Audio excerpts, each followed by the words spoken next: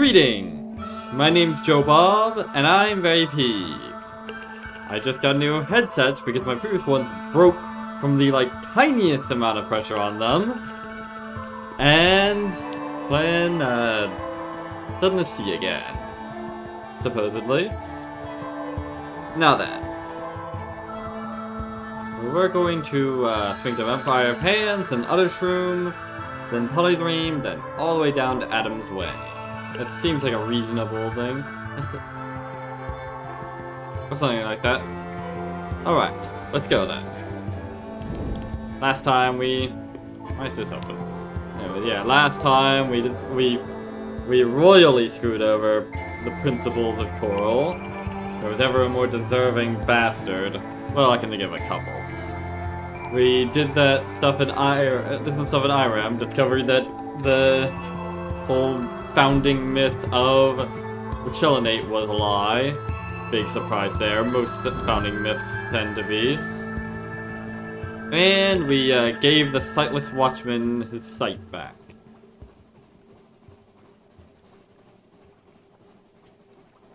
And now he's the fourth watchman.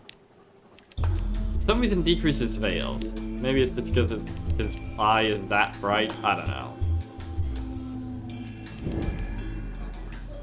And I went the wrong way, damn it.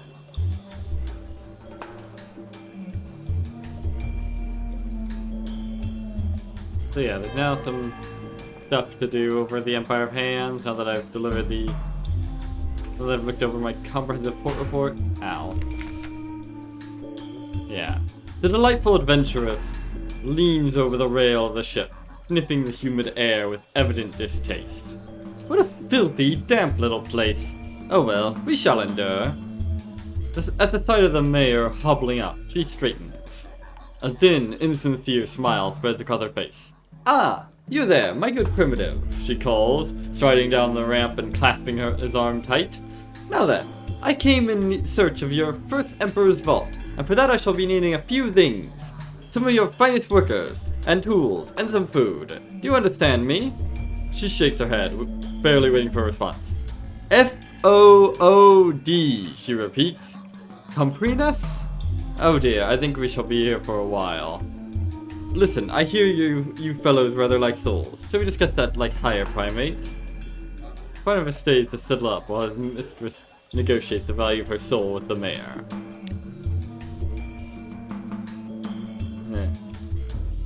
A man with no face. Barnabas removes his mask with what looks to be a silent moment of great relief. Underneath is nothing. Just a flat surface where his face should have been. Ah, an unfinished clay man. One of those flawed products of Polydream that follow their own rules. I wouldn't count that as a flaw myself, but, oh well, I'm radical like that. If only you'd known that before he boarded. Of course, that's why the adventuress never mentioned it. He silently presents you with your agreed fee, dips his head in a polite bow, and lumbers back to his mistress. It appears she has struck a deal with the mayor. Alright, we'll establish a base camp on Fountainhead Island. She welcomes your assistance, as one who has proven to be not entirely useless. How flattering. Let's see. Where was it that I encountered that lucky foundling anyways? Let's see. Not the Admiralty has been brought up to date. No, they haven't. I didn't give them the port report. I just poured over it myself. Whatever. With a slightly, thing. Fountainhead Island. Was this where it was? An old Zant. How do you pronounce that? Zanti? I don't know. Finds your tongue as you row, and left him treading water, all for the sake of the night he'd shared with the rubbery captain's daughter. Good times. Ah, yes. Even the swiftly growing vegetation keeps a thick forest wrapped around variably ancient ruins. Even the yet-to-be plundered ones are heavily scarred with crowbar marks. With the small army of monkeys bought with her soul, she excavates the vault of the first emperor. Ugh. You know, you could have just brought souls with you. You didn't have to sell your own. Yeah, these degenerates. Or, you know, you could have brought money. Or something else that they wanted instead of immediately jumping into... whatever. Oh. Delightful adventurous, helped by her faceless clayman bodyguard Barnabas and a small group of worker monkeys hired for the price of her soul, which this... Wait, have I... the vault of the first emperor. A kept for the monkey emperor. The delightful adventuress has already uncovered and put aside many treasures. A small statue amongst them looks particularly interesting. Don't know why I need this, but alright. Nobody is watching. At least, you don't think so. It is hard to tell with Barnabas's blank face giving nothing away. Can he see? He seems to be able to, somehow. In any event, he makes no move to raise an alarm as you take the small trinket. Let's see. First you make a run on the vault. Oh, it's you. Of course. Help me with these blasted maps, would you? The monkeys are quite clueless. She shakes her head. They claim our souls uplift them, but if you ask me, it's just a case of monkey see, monkey do. Or perhaps it would be monkey Z. Can you believe they think that Zeppelin of theirs will let them create a new empire? Wait, you there! Take that out of your mouth this very second! Okay then. Vault of the first emperor. Its stone entrance dominates a small clearing. A not so ancient edifice. It may look centuries old, but this entryway is relatively new. The monkeys can never leave alone, always adding bits on as their whims demand. Let's see. This tribute to the Empire's first and greatest has been constructed over generations by monkeys working with stolen ideas of what an ancient tomb should be. Let's see this. Faithful adventuress flits back and forth between her base camp and the vault entrance. To rush, darling, is the court tragedy. Delightful adventuress pays barely any attention to you as she prepares. She's not ready to open the vault. She'll return later when she had a chance to organize her monkey workers. This may take a while. Indeed.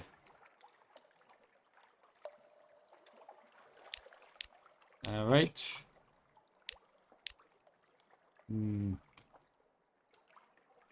What else do I care about here? Not particularly.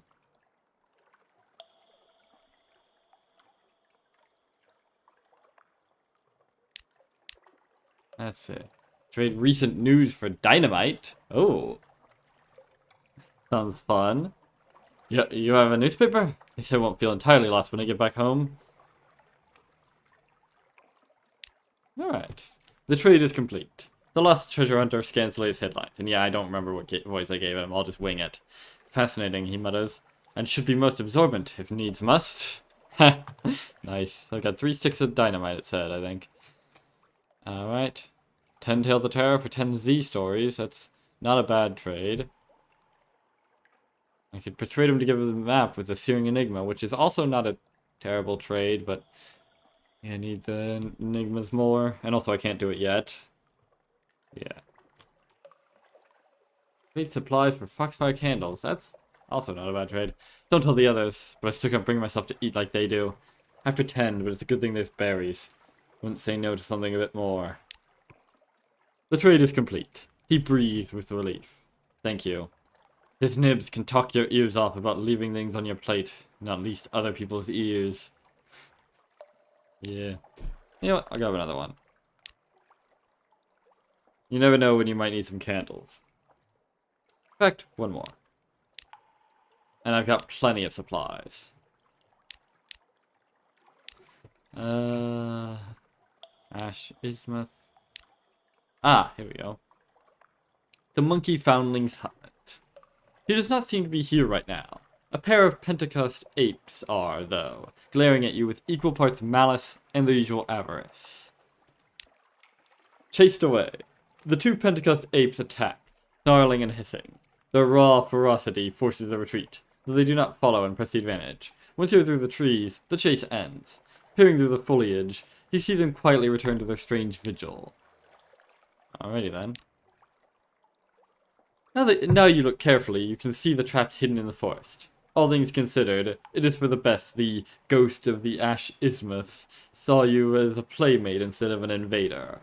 There are reasons both humans and the smarter apes leave her to her own devices. Oh, good for her, I suppose. Nothing else for it, I suppose? Ah. They still demand a gift worthy of the Emperor to open up their court, perhaps on another island. It's been a long while since you have spent this much time behind oars. Your muscles will be glowing by the time you finish your business in the Empire. Glowing. Whatever. The gates are guarded by 2 armored monkeys that would look adorable if not for the blood on their bayonets. Humans are not welcome without an invitation, or a worthy gift for the Emperor. The stench and heat as the gates open are a sucker punch to your senses. Inside, the stagnant air of the windowless wood palace hangs with sweat and tastes of hair. Everything is filthy, and every surface used. The apes are as likely to swing across the roof as walk the floors. In prized oases of relative calm, the high-souled conduct themselves with the poise of highborn lords and ladies.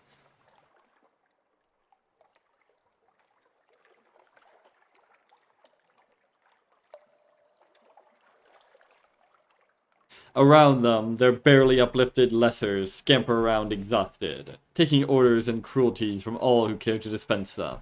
In the middle are countless more, a sea of apes longing for advancement and fighting for what they have with tooth, claw, and low cunning.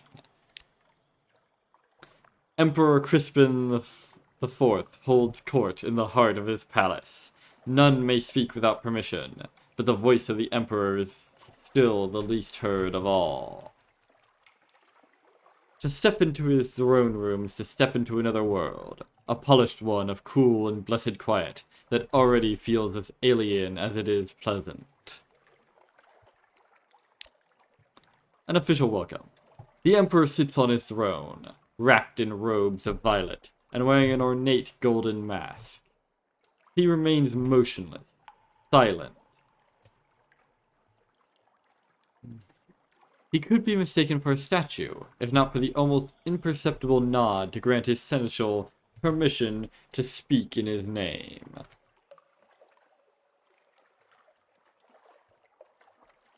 She approaches, arms folded in the red-trimmed yellow robes of a court mandarin.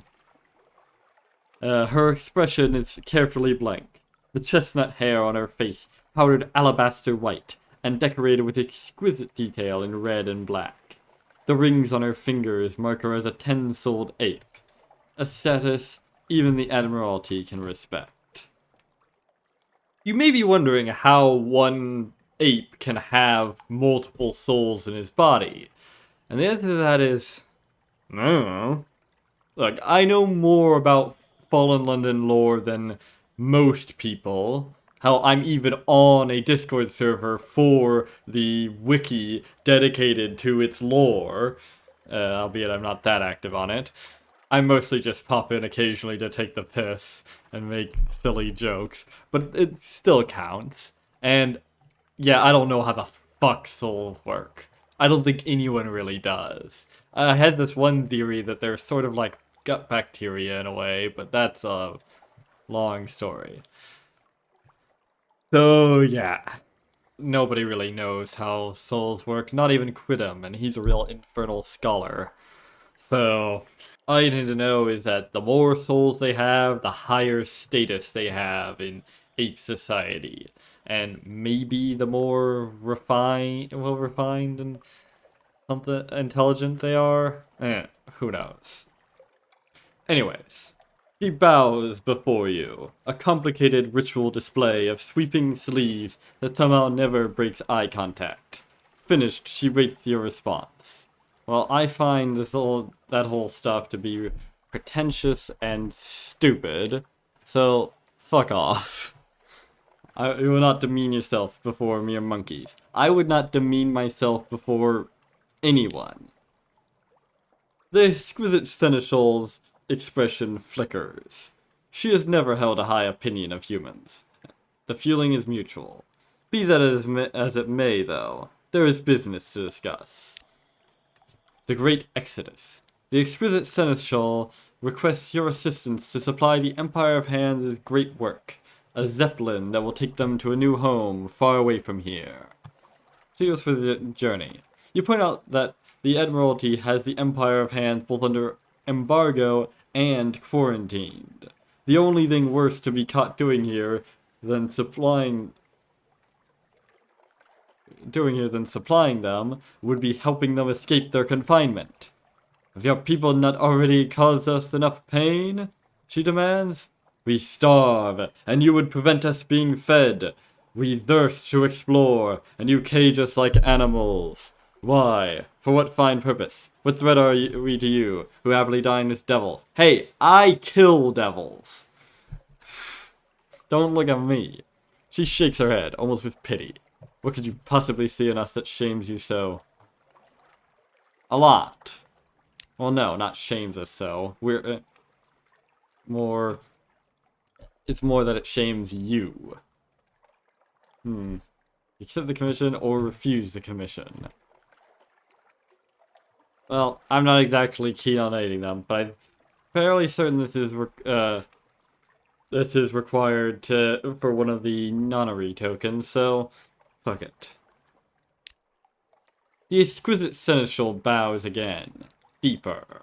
With a pair of servants to row the boat, she takes you to the Zeppelin site in Port Stanton. It was originally the project of a traveler from afar hoping to travel east, who encountered an accident. In his plans and engine, however, the monkeys saw their opportunity. The great exodus will require supplies and fuel, of course, explains the exquisite seneschal. We also seek souls to uplift our brethren that they may join the work. You will, of course, be reasonably compensated for your expenses, and rewarded upon completion. She also hints that there may be faster ways to complete the Zeppelin. To say more, though, would require a level of trust that you have not yet earned. Alrighty then. Damn!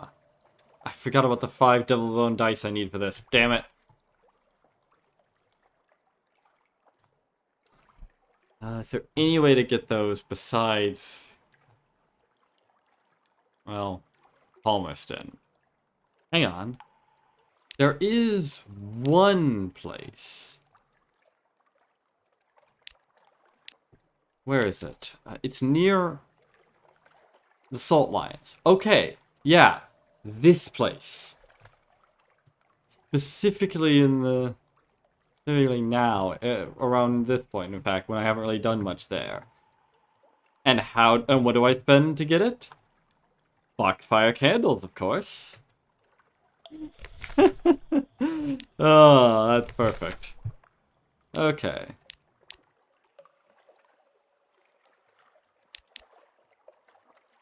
Where is that? Alright, here it is. The Zeppelin. I can, yeah, it needs...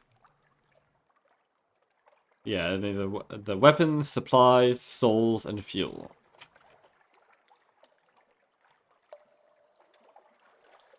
And yeah.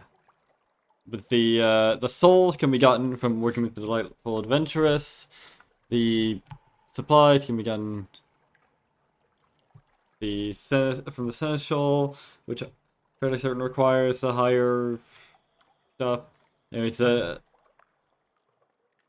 the fuel can be gotten more efficiently from the Iron Republic. Because, like, yeah, although only a chunk at a time, and sadly, you can't do it all at once. And the weapons just need devil bone dice. Oh, I've got a lot of unread logs with that. Alright. We have our heading. Do we need to do anything in Keener's Castle?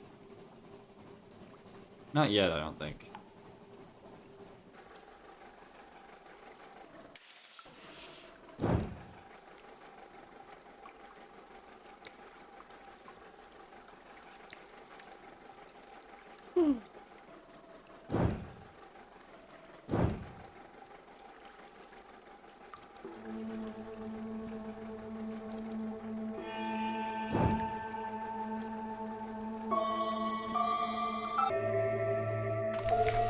Alright, the other trail.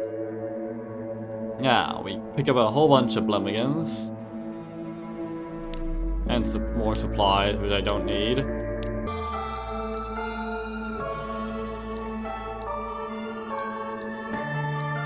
I'll keep one of the honey casks. Might as well. And definitely go for this.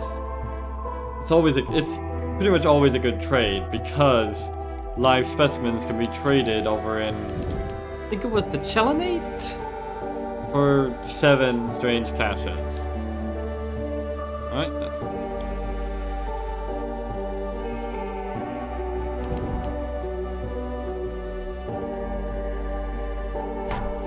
Huh.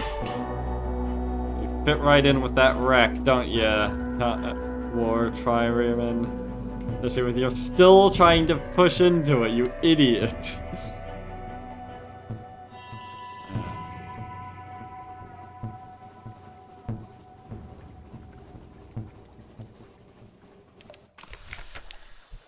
Alright. Oh. Alright, more of that. Their intelligence, and now we receive 2 of the rewards from... Ah. I thought I had... Oh, I used my casket of sapphires on that other quest. Damnation.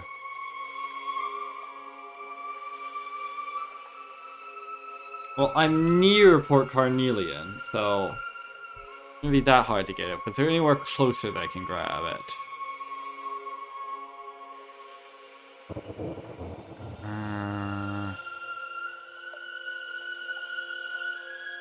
I don't think so. Whatever. How far am I away from Port Carnelian? Pretty long way. Probably swing by this. Okay. Change of plans. Swinging by Wrack there, and then to Adams Way, and then to Port Carnelian.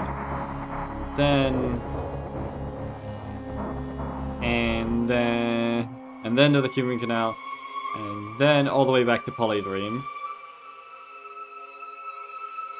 And then back to the Empire of Hands. Okay. Probably not going to complete this. But first, a word from our sponsors. Alright, we receive a reward. You've done us a great service. Please, take this. I know they're hard to come by. Oh. I guess I didn't need to get farm for that. I forgot that you can get one from here. As you leave, a door is left open. You find something of value resting on a smoothing table. Well, that's a 250 echoes anyways. Alright. And the same text for this one. And this is a lot harder to come by. Both of these. A non-array token and a Rage Range Cinder. Which is exactly what I need for that vendor bite stuff. Sadly, the vendor bite stuff is from the base game, so it doesn't actually give me any non-array tokens from doing it. But still, the rewards are certainly worth it. Alright then. Put a Blumming ashore? Why not? Who knows what the living furniture will make of it. Curious alliances. The last you see of your violent murder fungus, it seems to be flirting with a fanged water pump. Strange bedfellows. Alright. Let's go. Might as well transform right now, because we're going to an undersea place.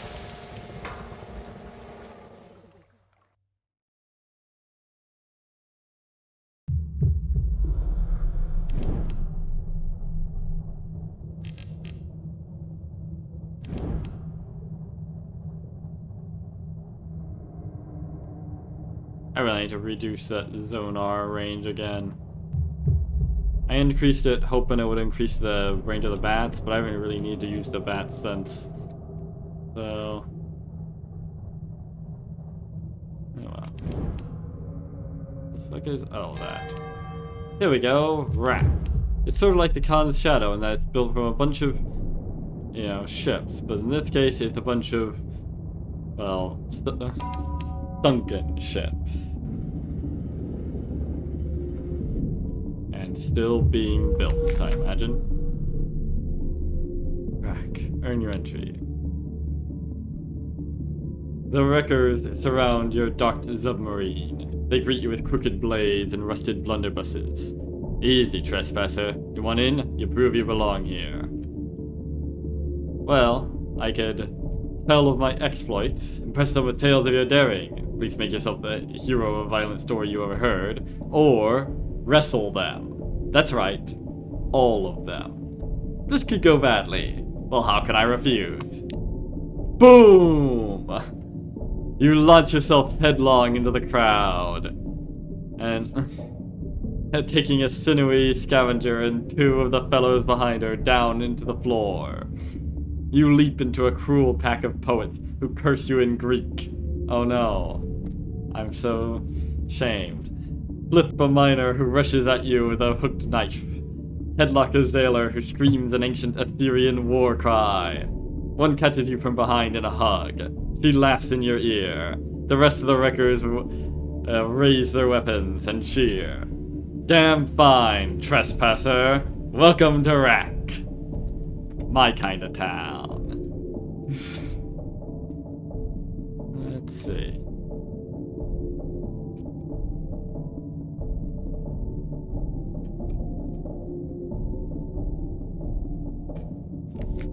Alright. Now, consider the state of the city. The wreckers look sallow. Perfect. Stores are running low. There is enough food to subsist for a time, but the poets may soon be out of paper, and the miners won't be able to make their explosives if their powder isn't refreshed. But the fair king ensures there is order. He goes without, just as his subjects do, and he sees that those who forsake their work for despair are flogged. Good man, I suppose. Alright. Now we sell off some of this devil bone, some of these foxfire candles for some devil bone dice. Take all the ones I've got, and I got a bit of, yeah, but all right. And is there anything else I want to get? Coffee beans, yes. I have an abundance of supplies. Maybe I should even get 2. Yeah, I'll run out of fuel long before I run out of supplies at this rate. And some more prisoner's honey, why not?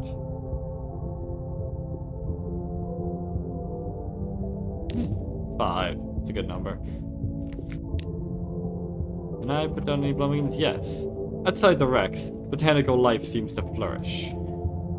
Certainly, mycological life stands a chance inside. Right. The Blumigan seems to totter down the hall. It pauses before a damp, stinking patch of sawdust to write a couplet in the detritus. Yes, it will be certainly at home here. Ah, search for the feast-plentiful husband. Did he seek the fair king's protection? Probably. Yep. A promising lead. A wistful wrecker confirms your suspicions. Lytton was here, but only briefly. He lost himself in Wrackweed for a time before finding passage to Low Barnet, nestled at the feet of London. Alright, Low Barnet. Good to know. Oh. Provide for a disgraced tether priest, so he may provide for you. There's a gluttonous priest the wreckers avoid, who lost his ability to experience tether after carelessly letting it touch his hand. Now he goes to debasing lengths to experience another vision. Blue skies. It is not difficult to find a private cabin. The wreckers avoid him already. When you present him the honey, he snatches it from your hands and slurps it down. He crumbles onto the floor, eyes glazing, his voracious bites turning into stupid nibbles. A jar full of tether rolls out of his robe pocket right before he vanishes bodily. I bring the jar full of tether to the sphere chemist who waits on the other shrew. How do I know that? Whatever. Alright, good report. The Admiralty would be very interested in the wreckers' activities. The wreckers know their duties. The poets write enticing lies, talkers travel to other ports to spread them, miners construct the devices which will sink the large ships, and salvagers strip them bare. The most celebrated of the wreckers wear no special costume, but are easily identified. They mumble poems in Arabic to themselves. They whistle lively tunes in new scales. They wear heavy gloves and carry silver clippers with which to cultivate tether.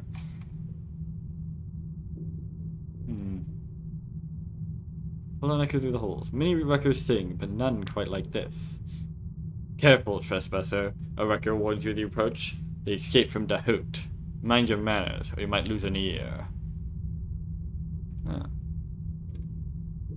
See? He looks up from a water-warped pianoforte, adjusting his glasses. His hand is stained with ink. There is music written on the wallpaper behind him. Escape composer's song. Take this with you, says the composer. It is a score scratched into a sheet of seaweed. Alrighty then. The composer explains. While I languished in a cell in Dahoot, dining on drowny slop, this is the music I wish to have. We glance over the score. The tone suggests the impact of metal and stone, a broken shell, a bubble of air slowly rising to the surface. This is not a cheerful song for a submarine. There was a lady who was imprisoned alongside me. I don't even know her name, but her courage kept me whole. If you go there, rescue her. There is no one less deserving of a cell in that place. Alright.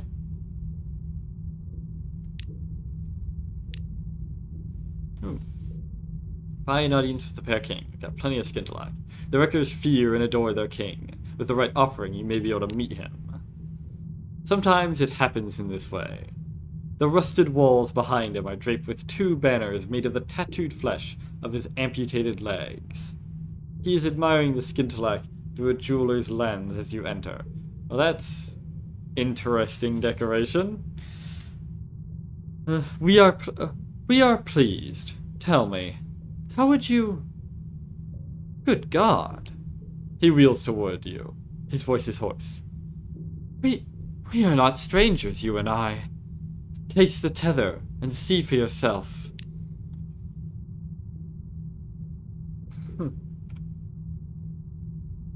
Alrighty then, why not?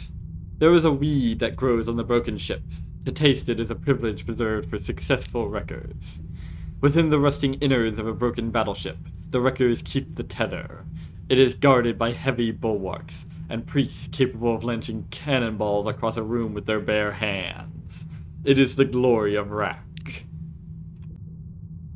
Okay, so I need an offering of scrap, whatever that means. Alright, go wrecking. If you can lure ships towards Wrack, the wreckers may sink them. The king himself will reward you. Yeah, oh, I forgot to read this description. Ships lured by false promises and lights litter the floor. Their broken hulls make a city for the wreckers. The citizens are in constant motion, working to survive and appease the fair king, who sits deep within the city on his wheeled throne. Alright, a little Gillifleur tells me there's someone you should speak to in Khan's heart. Trespasser, why not make a friend and send them over this way? Alrighty then. Time to go then. Yeah, if you, there's this whole mechanic where it'll switch between the struggling Wrack or prosperous Wrack or whatever it was called, depending on the like ships that you either persuade to come this way to be Svangan or dissuade away from it and all that. This one, it'll sell stuff for supplies and such, but if you get it prospering, you can actually buy supplies pretty cheaply. So that's, you know... It's a pretty neat mechanic. It's the most dynamic of any of the ports, I'd say. Okay, so that's that then.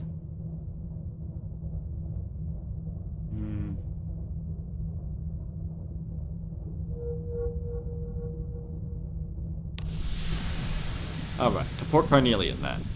Or, no, to Adam's Way. Port Carnelian is after Adam's Way.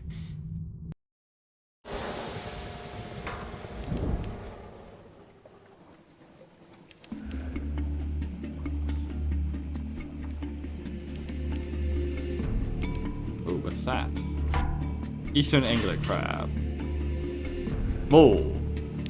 That was quite a fucking launch. What the heck was that about?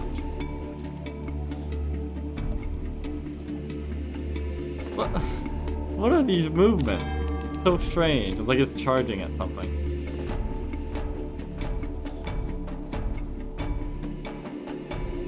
Actually, you know what? Oh, Z travels for plebeians. It's all about the Unter Z.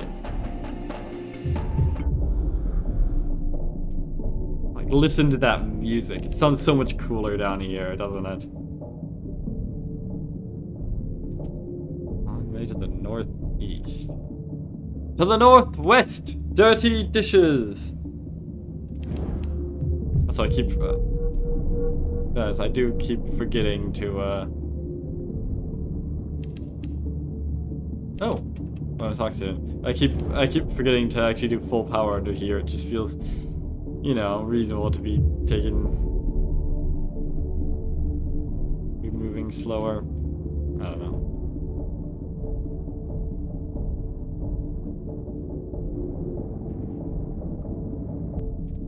Yeah. Oh. Hang on, I missed something.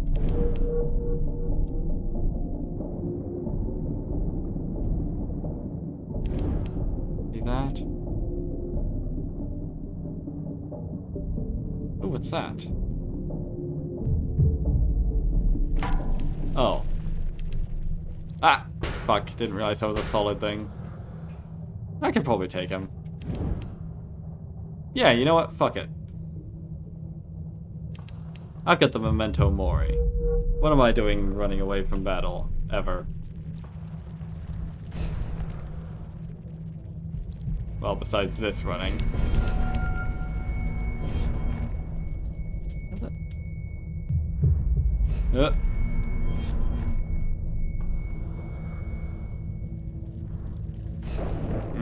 Lost a bit of my crew. Oh well.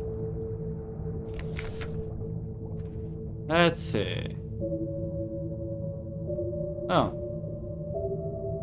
Let the beast go. Its wound is fatal. It'll surely head to the gant pole. We could harpoon it.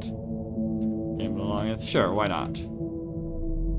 The behemoth goes to die. The crew watches uncomfortably as the red wake spreads. Is this mercy or cruelty? The murmured arguments continue long into the night. The looks they shoot at you are all the harsher for their uncertainty. Alright, so where's this? Oh, it must be above the place.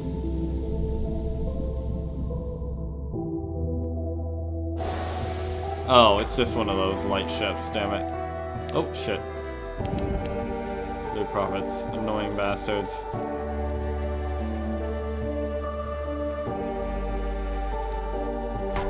And of course, they're right where I'm trying to go, probably. Actually, where is Adam's Way? Ow. Bugger off! Ah, here it is. Yes, I'm aware.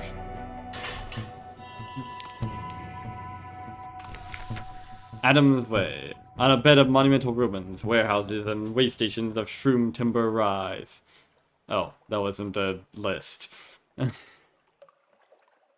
at least that wasn't a fully list. Near Adam's Way.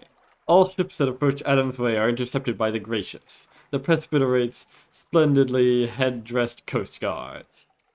A quaint but inviolable tradition governs entry. You must tell them one of 3 stories. In return, you will be permitted to spend a single day in port. Wait, one of 3 stories. Are there only 3 stories? Whatever. Why are foreigners only allowed to spend a single day in Adam's Way? For your own protection, one of them explains kindly. Unsafe. The soil of the outer continent is dangerous to incomers, they claim. Those who linger can contract unfortunate conditions. Hysteria, rapture, animescence. And the rumors that Presbyterate's law offers no protection to foreigners after dark? Errant nonsense. I'm sure. Good thing I have all these unread logs. A new day. The log ends immediately after an intriguing discovery. Did the captain survive? Did she return to her sweetheart? The gracious are unconcerned. Endings always disappoint, don't you think? The day has just begun. In the town square, a yellow-robed priestess plants a seed in a bed of black soil. No sooner has she patted down the soil than a tiny shoot pokes forth. By mid-morning it will be a sapling, by lunchtime a budding tree. By the evening's end it will wither and fall. You must be back on your ship before then. Alright. To the south, the Elder Continent, and the 72 cornucopian kingdoms of the Presbyterate. Are the stories true? Rivers of honey, castles of ivory? Who can say? Foreigners, that's you, are forbidden from the interior. The closest most get is Adam's Way, a shouting, feasting, thieving ride of a port. Alright then. But can it tell stories? Can it tell stories indeed? The overcooked man tells the story of his birth. Listeners are slack-jawed, some with tears in their eyes. One of them offers to purchase the clay man. No questions asked. Alrighty then. Ask the storytellers about the Clatery Heart. Clatery heir insists it was last seen in the Elder Continent. The Clatery Heart? Yes, it was here. A previous owner sailed it as far up the river as it would go, then submerged it and covered its resting place in reeds. There, its ichor bled into the water. The river fish began to throw themselves on the shore and hobble about on their fins. At first the local fishermen welcomed an easy harvest, but in time they came to dislike the disruption and the permanent rotting smell. Then, but how the heart departed and where it went are another story.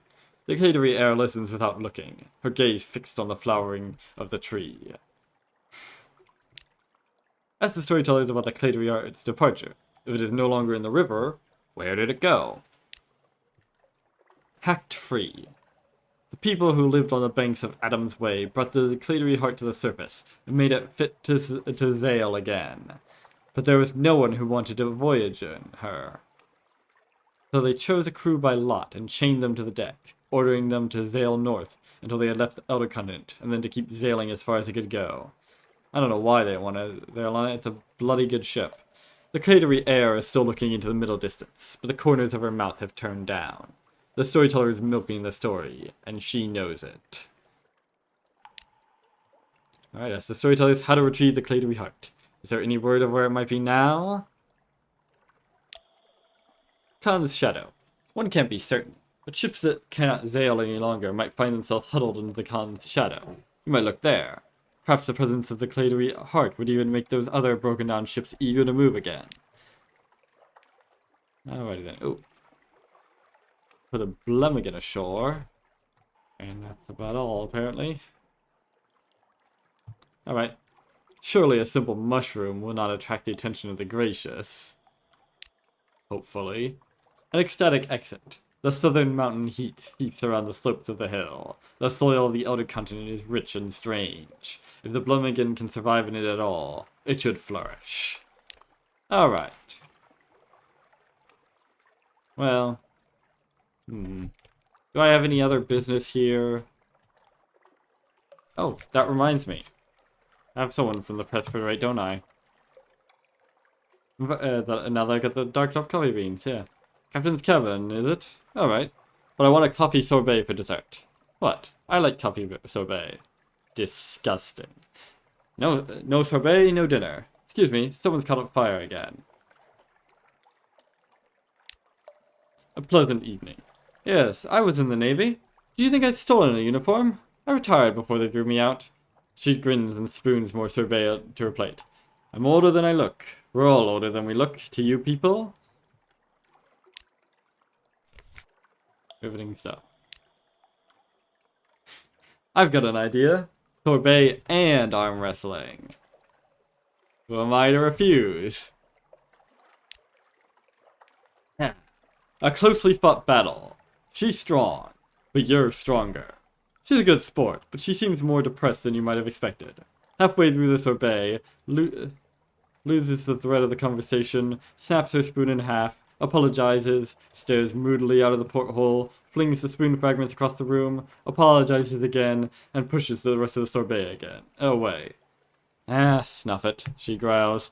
I'm getting old. I shouldn't be. My bloody father. You know what the College of Mortality is? Our very own elected hell. They choose our king. They tell us when to die. He cheated them, so now I'm getting old. She drains her glass. Old. Too old for this. I'll see you in the morning. She raises her feet with uncharacteristic clumsiness and stumbles out, but not before you've seen the tears in her eyes. Oh shit. Now I almost feel bad. Fucking College of Mortality. Yeah, we did a bit of damage to them earlier with the one guy. You know, they're real bastards. Imagine being told when to die. Utterly vile. Imagine having immortality at your fingertips, and all you can think of is to just is to limit it, to monopolize it, and give it so sparingly when it could be given to everyone. I think I do actually have something I want to do here, but I need something awaits you. What? I didn't discover Adam's Way before? Okay then, whatever. Oh! That's interesting. A stowaway. The quartermaster has been complaining of food going missing of late, and now you know why. The monkey foundling sits smiling innocently behind a crate, mouth surrounded by fresh crumbs and in a bed of... Wait, your stolen clothes? Yeah, you seemed fun, she says. She desperately wants to explore the Z with you. Let's see. Sure, why not? I see. This is a plan with neither flaw nor chance of error. Secret learner, keep doing odd jobs for now. Your treasures need polishing. Your mug needs filling. In time, maybe you can make an officer out of her. Yay! Muggy Foundling hugs you tight. And asks, eyes sparkling, where you keep the weapons. Oh no. I've got a bad feeling about this. Sadly, I don't think you can make her a gunnery officer. It's only a mascot. Although that's plus 5 hearts. That's pretty good. Alright. Now then. Let's see. Listen to a storyteller. Ignore the gaudy entertainments intended to defraud visitors. Pass the street hawkers. They will only tell you what you want to hear. Shun the tavern gossip, most of which is fabricated by the Mithridate office, the Prester's propagandists. The buzzing of the bees. Climb the stairs cut into the hill. Sit at the foot of the bee-capped stone columns. They will shield you from the southern mountain heat. Be quiet. Listen. Old storytellers share the shadow. The Prester is on the verge of declaring the Dawn Machine a blasphemy. London's bureaucracy is riddled with the children of the Thief of Faces. An expedition of foreigners recently put to shore to the west, then went south in search of the garden. They were discovered, and given to the Red River. Alrighty then. Okay. An avuncular broker has a commission. His client has a task of modest but scriptural significance. Scriptural, rather, not scriptural. He is conducting interviews. He meets you on the balcony of a shoreside coffeehouse. His handshake is effusive. His smile and cummerbund are broad. He urges you to squares of sticky baklava and a tiny glass of black coffee sweetened with a sprig of mint. I hate coffee. I trust you won't mind answering a few questions, he asks, opening a notebook, to ensure we're on the same page, so to speak. The interview is scandalously personal. What business has he to ask such things? See, I can answer truthfully, though it means giving him a secret, or lie to him. There are things he doesn't need to know. Yeah, you know what? Fuck off. Or depart immediately. How dare you, sir? A good impression. He seems immensely pleased by your answers. Capital! The task I have in mind demands someone of discretion, insight, and the ability to lie convincingly. I think we can do business. Alrighty then. Accept the broker's commission in Adam's Way. I'm in Adam's Way. No shit. Alright. Accept the avuncular broker's commission. He orders a plate of figs soaked in honey. Tell me, what do you know about the disciples of the Thief of Faces? Or snuffers to children and Londoners? Awful creatures. Eat candles. Steal faces. Erasing them as a sacrament. I'm married to one. That wasn't... I mean, in fallen London, that is. And I've already say they're awful creatures. They're people, not creatures. Well, you could argue that most people are people are creatures, but that's just an obvious tactic to dehumanize them. Same thing they do with the Finger Kings and all their other stuff. I think the reason why so many people are so much more sympathetic to things like the Rubbery Men and Clay Men is because they are called Rubbery Men and Clay Men. It humanizes them. But not things like Snuffers or Finger Kings or all that crap. And Finger Kings get the worst of it because their main enemies are cats, and you know how these fuckers are about cats. Ugh. Utterly disgusting. Especially considering the cats are just brazenly in the wrong here. They're straight up waging a genocidal holy war.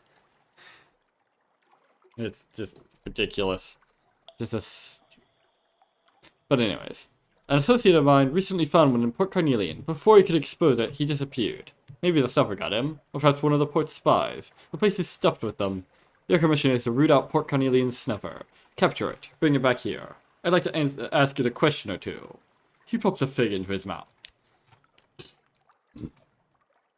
Whatever. Let's see. Oh. Catch a nut that falls from a tree of a single day. Picking them from a branch is forbidden, but fallen ones are useless. You'll need to intercept it between bough and ground. Fruitless. The branch is too far, the nut too small, your hand too slow. When it strikes the paved square, the nut bursts into brief, pointless life. Thread-like shoots squirm out, groping for water. Desperate roots claw at a crack in the stone. It's no good. Its strength spent. The shoot browns, stiffens, and expires. Alright, here we go. Attend a funeral feast. A public square. A gathering of the bereaved, uncannily cheerful. A table, shining with cutlery, white china plates, tall glasses. You move closer for a better look. Let's see. The replete occupy lofty positions in the Presbyterian military. Despite their sanguinary past, they dine with the Prester and send their children to be educated at London's university. However, they maintain their tradition of eating their dead. How civilized of them. That wasn't sarcasm, by the way. The feasts are held in public. Also, what does this have to do with Zoop? Who knows? Here in a broad square stretches a splendid table. The departed was only a distant relative, some great aunt or second cousin, and the atmosphere is jolly. Servants carry the deceased over in steaming joints, cooked to perfect pinkness. A stately mourner stands, already wobbly from wine. Shall I carve? Let's see. Like, if I had no unaccountable fetish, I could steal scraps from the table. Or, if with between 1 and 4, I could accept an invitation to dine, then the feasters recognize something about you. They add an extra chair to the end of the table. But because I'm at 5, I can sit at the table as a guest of honor. A tipsy patriarch beckons to you. You! Yes, you! You know. Come, sit, eat. Our beloved relative was quite the tactician. We could all use a little more acuity, couldn't we? Alright. Back to the fold. You can taste it, can't you? Smoky, subtle. And so his wit is returned to the family. And a little to you, eh? But your glass is empty. Let me top you up. Your prominent position at the table is noticed. Word will undoubtedly reach your crew. Alright. A nice little thing. See?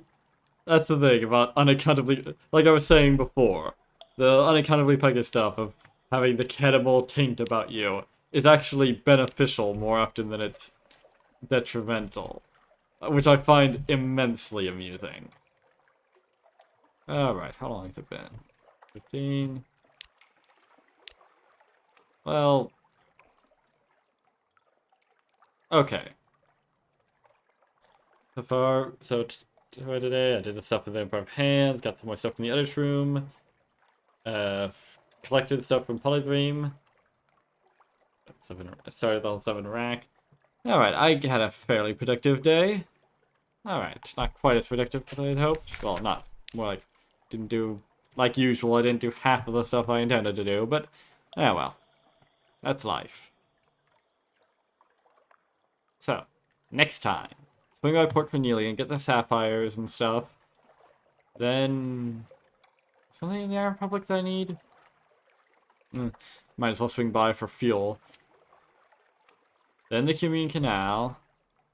Then, yeah, swing through here to Polydream. Maybe swing to the Salt Lions. Nah, can do that later. Oh, swing to the Pug Mode Isle between that and Polydream, might as well. Only it's slightly out of my way. And get some stuff. And, yeah, and I could repair my ship and all that. Then, back to the Empire of Hands to get that, to create that weapon. Hopefully I'll actually get all that done tomorrow, next time. Not tomorrow. Tomorrow is the thief. Until then, though, I have been Joe Bob, and I'm very peeved. And remember, dislike the video, unsubscribe if you're for some reason subscribed, and leave a nasty comment in the comment section down below. So long, suckers.